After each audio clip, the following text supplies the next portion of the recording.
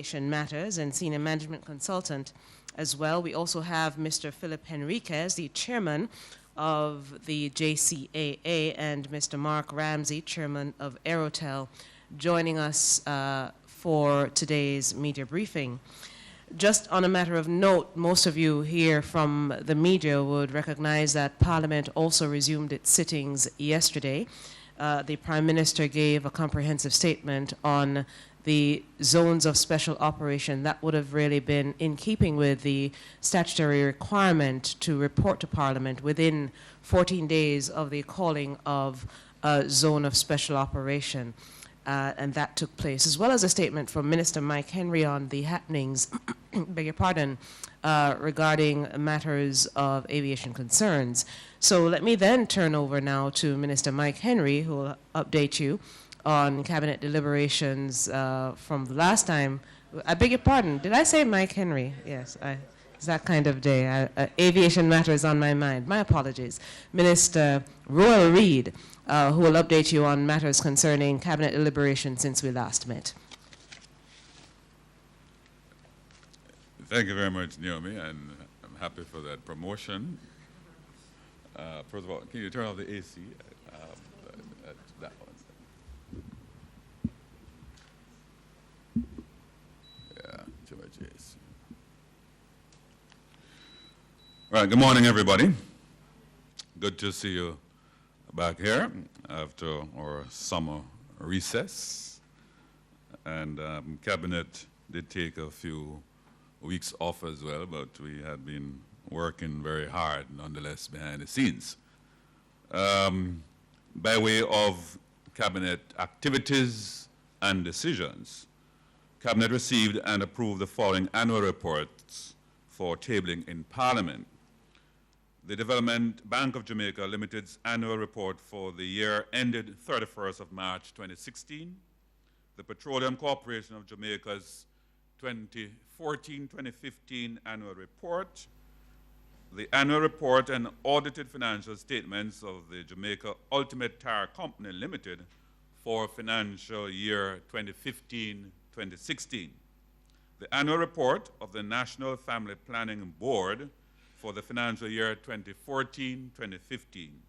The annual report of the National Health Fund, NHF, for the financial year 2015-2016. Cabinet also approved a proposal to withdraw and demonetize the 1 cent, 10 cent, and 25 cent coins pursuant to subsections 16.1 and 16.3 of the Bank of Jamaica Act.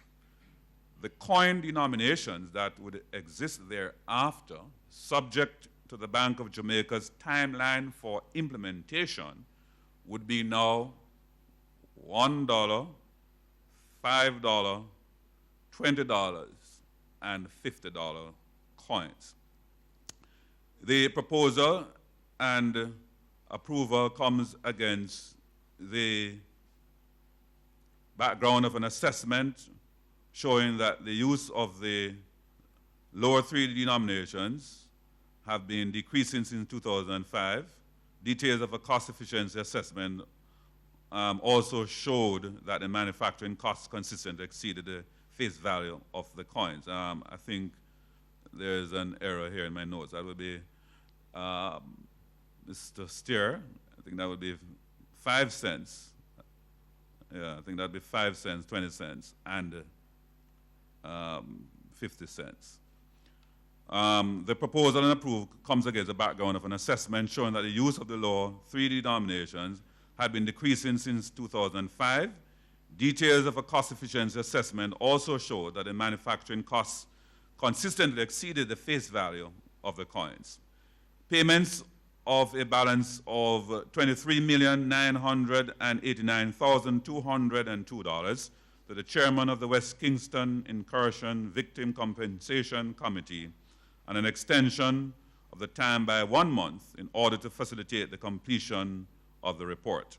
Approval was also granted for a recommendation to the Governor General for an extension of 3 months and a revised budget of $58,300,000 $82,707 for the completion of the FinSAC Commission of Inquiry report. An amendment of the General Consumption Tax Act and the Customs Tariff Revision Resolution 1972 on several connected matters.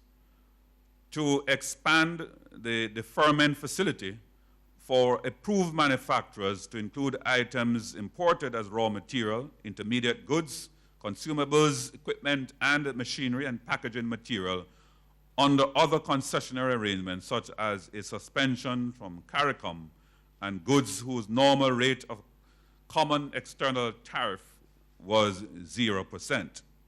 Approval was also granted for zero-rate general consumption tax for items used in the agricultural sector and specialized medical equipment allowable under the productive inputs relief for approved farming enterprises and approved healthcare facilities.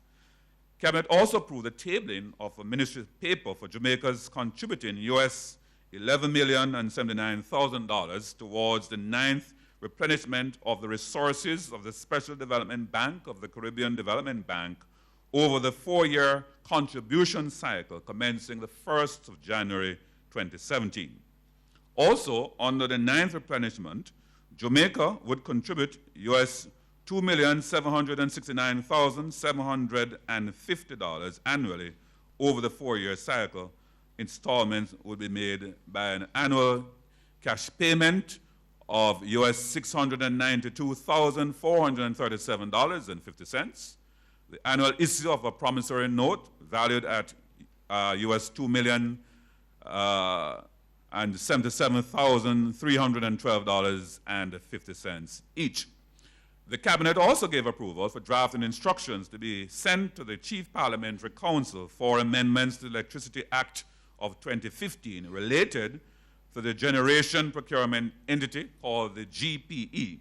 The changes would allow for senior engineer, energy division in the Ministry of Science, Energy and Technology to replace as an ex officio member of the GPE. Accordingly, Cabinet has also approved the appointment of current senior engineer, Energy Division, Mr. Mark Williams, as a member for the period August 29, 2017 to March 26, 2019. Authorization was also given to the Ministry of Science, Energy and Technology to grant a license to New Forest Energy, South Power Holdings Limited, to generate 94 megawatts of electricity to the national grid. Cabinet also approved the acquisition, including compulsory acquisition where necessary, of 11 identified parcels of land of approximately 45.75 acres or 18.52 hectares in the parishes of Manchester and St. Elizabeth by Agro Investment Corporation required for the Essex Valley Agricultural Development Project. The Cabinet also approved the signing of an agreement between Jamaica and the Republic of Chile on the occasion of the Prime Minister's visit on bilateral cooperation in the field of sports. The agreement provides for cooperation in sports and recreation, incorporating education and training. It builds on an existing framework of technical and scientific cooperation signed in April 1992. Cabinet has also given approval for the tabling of a wildlife trade policy for Jamaica. The objectives of the development of the policy are to establish a framework to ensure that Jamaica's wildlife and their habitats are protected. It is also intended to institute a system to ensure the sustainable use and regulation of trade in wildlife. In the context of Jamaica having become a party to the Convention on International Trade in Endangered Species of Fauna and Flora sites in 1997. And this policy actually was completed in April, was actually signed in April 1997, completed in January 2017. The development of a national biosafety policy for Jamaica to address gaps in the legislative and regulatory framework in relation to genetically modified organisms, GMOs, and their importation. The policy is also aimed at instituting in Jamaica a framework for an enabling environment for the safe development, use and application of technology, minimal risk to human health and biodiversity, and maximum benefit to science, agriculture, and industry. Cabinet also approved the Ministry of Housing entering into a joint venture agreement with Meridian Holdings Company Limited to develop 125.5 hectares or 310.12 acres of land located at Cedar Grove, St. Catherine to provide 1,750 housing solutions. Also, approval was given for the payment for Integrated Services Support, ISS, package for the Damen Offshore Patrol Vessel for the Jamaica Defense Force. Payment in the amount of US $1,377,200 for the 2017-2018 recurring budget of the Jamaica Defense Force to Damen Shipyards for the year one cost of the Integrated Services Support package for the offshore patrol vessels that were procured in 2016. By way of contracts that have been approved by Cabinet, we have approved the granting of a contract in the amount of US $1,164,993 to PricewaterhouseCoopers Tax and Advisory Services Limited for the establishment of the Information Communication Technology Authority for the Government of Jamaica. Award of a contract for the renewal of licenses for Checkpoint Firewall Subscription Agreement for eGov Jamaica Limited in the amount of $473,708.06, inclusive of GCT, to Fujitsu Caribbean Jamaica Limited. And finally, a contract for the provision of general insurance coverage and brokerage services for the period 2017 to 2020 for the National Water Commission, NWC, in the amount of US $825,000 United States dollars. And this is denominated risk, and 12,978,425 Jamaican dollars for the Jamaica dollar denominated risk, and this is exclusive of GCT. So that, ladies and gentlemen, concludes my update on the major decisions that Cabinet has had to make over the period in review. Thank you.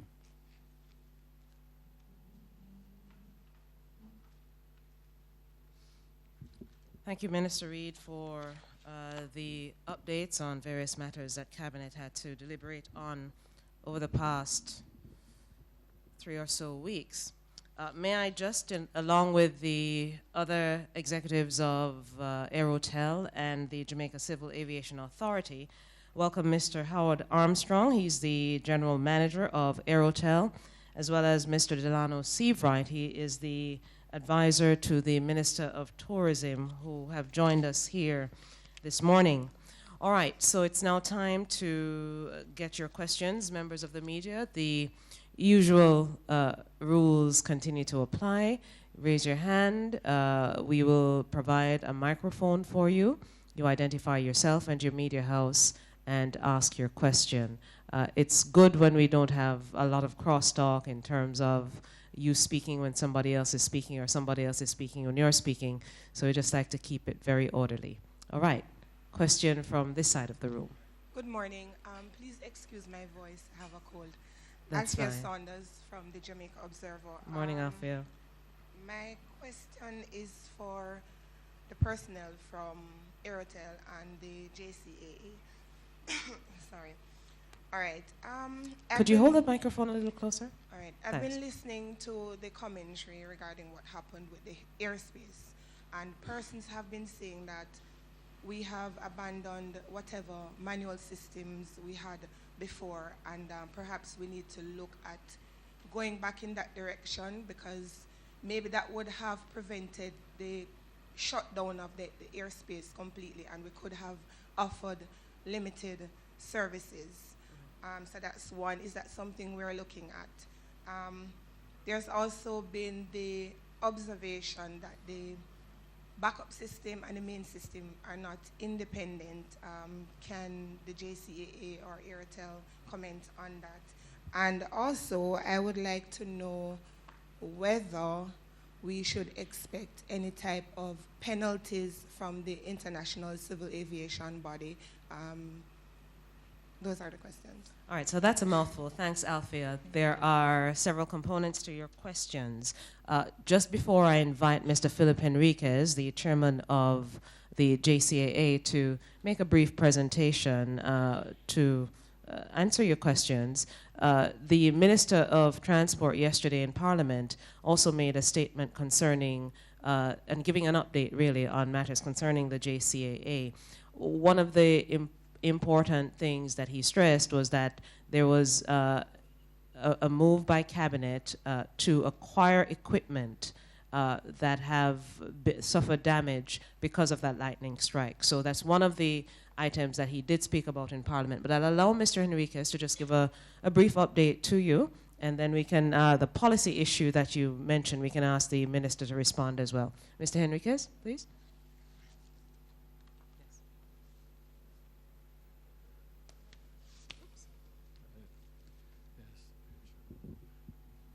Morning, thank you. My apologies. Can we break down the questions one at a time, and then we'll try and answer them as best as possible? All right, so after your first question. First question. All right. So the first one.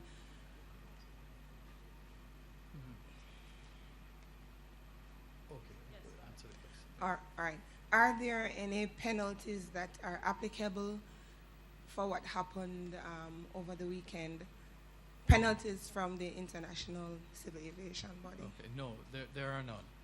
Mr. Lindsay is more involved in the international scene, and so I'll let him go ahead and answer that particular question. No, good morning. Chairman is correct. There are no penalties.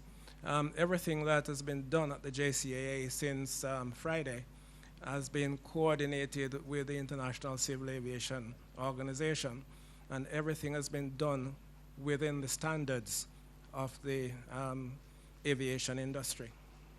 Okay. Why is the backup system independent of the main system, or Okay, from the main system? Sure, thanks. Let me maybe try and answer that, and Mr. Lindsay and I will go back and forth, and maybe if you want more detail, our Airtel specialists can deal with that. But just in a very quick nutshell, what took place Friday afternoon around 4 o'clock is that we had a direct lightning strike on the premises. Excuse me. Now, sorry. Now, there are backup systems in place. There are presently actual machinery backup systems as well as procedural backup systems. We are fully aware that from time to time a piece of machinery can fail, so we may have to operate without all our machinery. So there are multiple backup systems. What we have, the situation that we're in, is that we have an old system. We also are in the process of putting in a brand new system called Top Sky out of this we've purchased from Thales. Now, what happened is our power side of the grid was not damaged, but our data side was, mostly. So we lost our old system. We also, due to the very serious lightning strike, we lost our microwave connections, we lost all our communications up on the top of our towers. And also to note that the two systems are in two separate buildings, and that was done purposely. Now, one of the older system works obviously with older technology. The newer system has fiber optic lines and so forth. So when the electricity hit, the lightning hit, it did not damage the new system as much as the old one, because the fiber optic lines are more capable of handling that. And as such, we were able to get back the Top Sky system very quickly. The older system we still are getting parts for as quick as possible. But we're also in the middle of a transition period from the old system to the new system. And all our air traffic controllers and personnel are not fully trained. They're in the process of being trained. So we have had to make lots of rearrangements and bringing in contingency teams and older people and pulling in lots of different crew to just be able to maintain the airspace as we have had it from the 7 to 7 and then make it up to 11, and then hopefully by the end of today and tomorrow we'll be able to bring in all flights and let out all flights without a problem. So that's just the general situation. What has also exacerbated that problem is that the riggers and gentlemen that have to get up onto the towers to fix our communication systems with the lightning and the rain and everything over Saturday as well, Sunday, has delayed even that process. So we unfortunately have had a rough time, but I do have to commend the staff tremendously because they have been putting in some immense hours and some very, very serious work to even keep us where we are right now, and they should really be commended for that. Okay? So there are backup systems, and we are using them. And final part of your question. And the view about we could have had partial service had we still have in place a manual process, whatever that is. Okay. Well, Mr. Lindsay, again, is a little bit more experienced on that than me, but I'll just say, make a comment and pass it on, is that we do have manual systems, and that is what has been keeping us moving. And I'll let Mr. Lindsay take the rest of that question. Yeah, we do have manual systems in place, but you have to bear in mind that safety, in our business, safety is paramount. When you have no communications, manual can't help, because you cannot talk to the aircraft to give them any procedural control, whatever. So between Friday evening and Saturday night, this was the situation. We had no communications that we could use to talk to the aircraft. As soon as we got communications back on Saturday, we brought in the procedural information and alert systems to be able to service the aircraft. And we've started to operate since then. But because of the limited numbers of our contingency personnel, we were not able to allow them to work for 24 hours. And that's why we've been giving sort of service for 12 hours in the day. Thank you so much, gentlemen. Thank you, Alfie, for those questions. I'll recognize another, but in addition, thank you, gentlemen. Just in addition to what Mr. Henriquez and Mr. Lindsay pointed out, that there is a very involved process of training and backup in terms of personnel regarding CAA and their equipment. So you'd also have to bear that in mind. I see another hand here. Yours, Mark. Oh, thanks. Edmund Campbell, Gleaner Company. Minister Reid, two issues, and the questions are similar for both. In relation to the chairman payment of $23.9 million to the chairman of the West Kingston Incursion Victim Compensation Committee, as well as the FinSAC, an additional $58.3 million being paid to the FinSAC Commission of Inquiry to complete its report. Three questions in relation to both matters. One, could you first of all tell us what was the original contract sum for both? Why was there the need for an additional sum to be paid? And why are we getting another extension? If I can, from my recollection, particularly in the case of the FinSAC Commission of Inquiry, there have been more than one extension in the past for them to complete this report, and this may be either the third or fourth, I may be corrected, extension that is being given to the persons preparing this report. Thank you.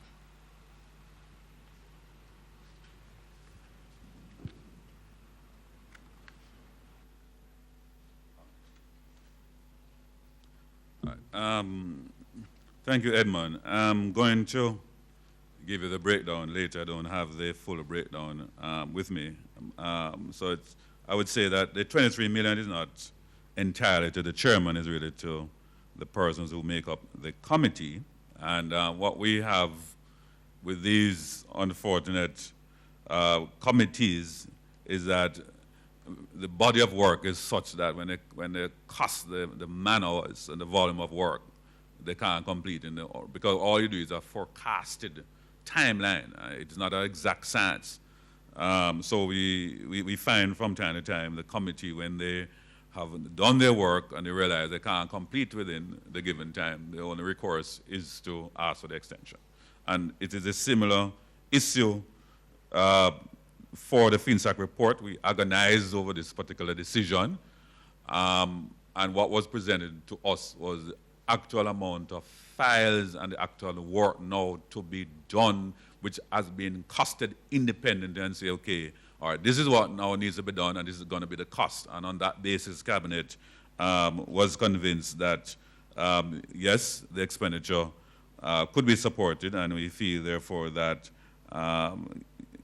this revised budget is not it's not an additional amount. This is just that the original figure has now been revised to $58 million, and this will finally give us a completed FinSAC report. Minister, don't move. In relation to the coins that will be demonetized, yes, give us a timeline as to when this will be done, please. Well, like I said, we will find out from Bank of Jamaica when they are ready for implementation, because we have no control over that. But they will certainly communicate in good time to the public, and we'll make sure that that is done. Just one more before you move, Minister.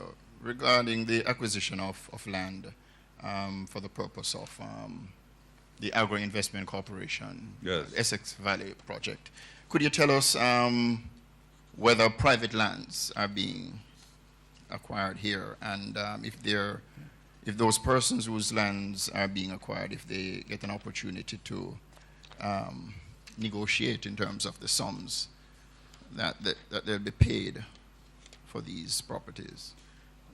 The answer is yes to both parts of the question. That private land, that in their presentation, that is what we communicated, that we are pursuing compulsory acquisition. And even in compulsory acquisition, I'm sure my legal persons are here, you have to do negotiations, so the government doesn't go in, and also you have to establish fair value, because the government itself could be sued if it is that you're pursuing compulsory acquisition and you're not compensating the persons at market value. But the law also allows the government, as you know, compulsory acquisition in the national interest. All right, thank you, Minister. Are there any further questions for the Minister, any of the officials here this morning? All right, then it is my pleasure to thank you all for attending today's media briefing. Thanks once again to Mr. Delroy Lindsay, advisor to Minister Mike Henry on aviation matters. Did I say Delroy? Again. Oh, boy. Today is my day. All right. Mr. Leroy Lindsay, my apologies. Mr. Lindsay, thank you so much, as well as Mr. Philip Henriquez, the chairman of the JCAA, Mr. Mark Ramsey, chairman of Aerotel, Howard Armstrong, the general manager of Aerotel, and Mr. Delano Seavright, who is here from the Ministry of Tourism. Thank you all, members of the media. Please join us for refreshments outside. Have a good morning, everybody.